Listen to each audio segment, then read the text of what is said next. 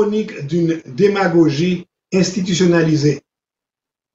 Nespi Maniga, ministre de l'Éducation nationale et de la formation professionnelle en Haïti, s'était rendu à Paris le mois dernier pour participer à la Journée internationale de la langue maternelle.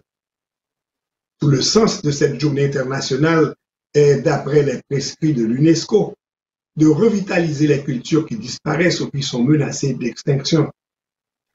Notre ministre comprend que ce qui nous définit comme peuple, c'est notre histoire, c'est notre littérature, c'est notre culture, ce milieu créé par la mémoire collective. Notre ministre sait très bien que l'enseignement de la littérature haïtienne n'est plus obligatoire dans nos écoles depuis l'arrivée du PHTK au pouvoir.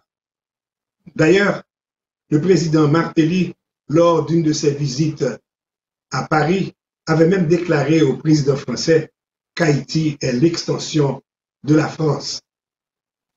Ceux qui parmi vous ont 40 ans d'âge ou 40 ans d'exil se rappellent des cours d'histoire dispensés par les frères de l'instruction chrétiennement coloniale. On nous avait appris à l'école que nos ancêtres étaient des Gaulois. Oui, vous avez bien entendu, des Gaulois. Et de nos jours, certains cadres de notre élite intellectuelle sont convaincus qu'ils sont des arrière-petits-fils des Gaulois. Mais cette démarche boiteuse et confuse du ministre a son précédent. En février 2018, le président Jovenel Moïse, après avoir accueilli au Palais national le Nigérien Wole Soyinka, défenseur des littératures africaines, premier écrivain noir à recevoir le prix Nobel de littérature, l'avait nommé ambassadeur de bonne volonté et l'avait décoré de l'ordre national honneur et mérite au grade de commandeur.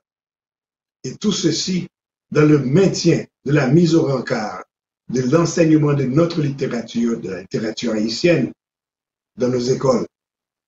Je dois vous dire en passant que Angelo Bell, professeur d'histoire et de littérature haïtienne, avait qualifié ce comportement présidentiel de démagogie institutionnalisée.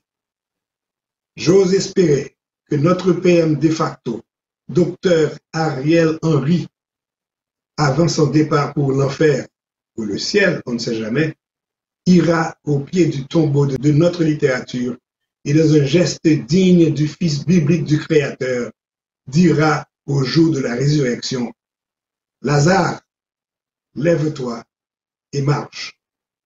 Vous êtes sur Kajou.tv, la station qui fait l'éloge de la différence.